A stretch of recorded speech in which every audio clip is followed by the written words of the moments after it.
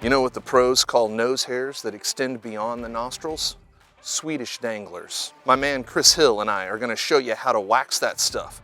But let's get something straight. A lot of you guys are just like us, and your mug has an incredible defense system to keep stuff from getting into your face holes. But that ear hair that you're so proud of has got to go. And those coarse nostril hairs that rival a Brillo pad, they're growing into your mustache, bro. And no matter how many times you blow your nose, they're still holding on to a few bats in the cave. The nostril forest dream is dead. Okay, you're gonna need a wax melter, some wax, and a firm stick to bite down on.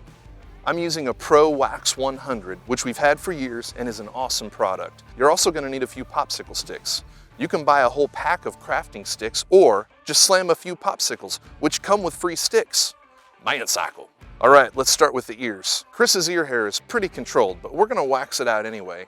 I turned the machine on high to melt the wax, and apparently it's too hot. Not only is the wax a little runny and hard to use, but it is actually burning his flesh. You can't tell by looking at him as he doesn't flinch, but that's just because he gave up pain for Lent last year, and he's just stuck with it. I like leaving the popsicle stick in the wax when applied, as it acts like a handle by which to pull the wax after it hardens. After wax installation in the first ear, I allow the wax to cool down to a medium, non-flesh melting temperature. It's thicker and easier to manage now, so the other ear is a breeze. After about 5 minutes, we're certain the wax has completely hardened, and Chris gives it a yank. Gone with the wind! All of a sudden, he's even more handsome. As for me, I have an absurd ear hair imbalance. My left ear has enough hair to rival Master Yoda, while my right ear is pretty bare and almost looks human. The wife, Lady Mancycle, dives in and loads up my ear hairs with the waxy blue magic. She's a pro and rarely melts my flesh. She waxes both of my ears up good, and after the wax hardens, she yanks it out like she's field dressing her game.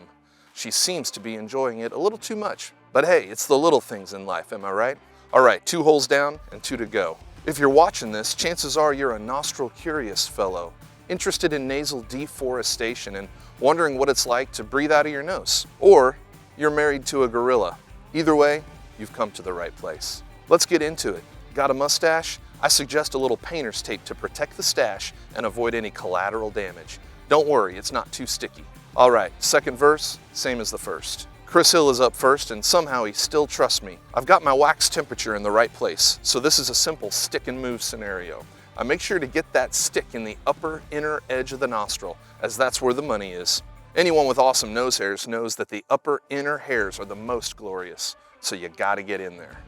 I stick both sides for Chris, and there's no turning back now. Now for me. Here's a shot of the inside of my nostrils, and holy cow, I'm probably making a huge mistake putting this in the video, but that's okay.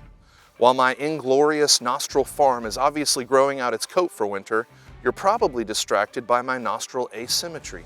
Did I get punched in the face as a kid or something?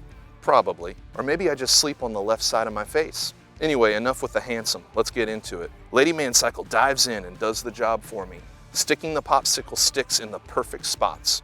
Apparently, my nostril openings have gotten wider, so she has to double up the popsicle sticks on both sides. The countdown to our fate is impending.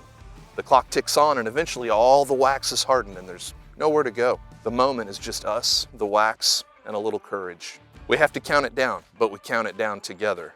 And then we pull. 1, 2, 3.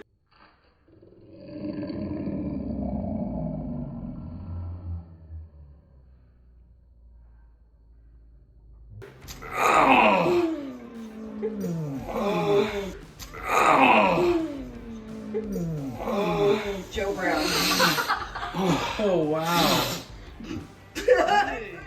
William Shakespeare once wrote, "Some are born great, some achieve greatness, and others have greatness thrust upon them." Well, Chris and I have had greatness thrust inside of our faces, and we've ripped it out and lived to tell the tale. Check out our nostrils. Unfortunately, mine are still crooked, but at least they're clean. Breathe the free air again, boys.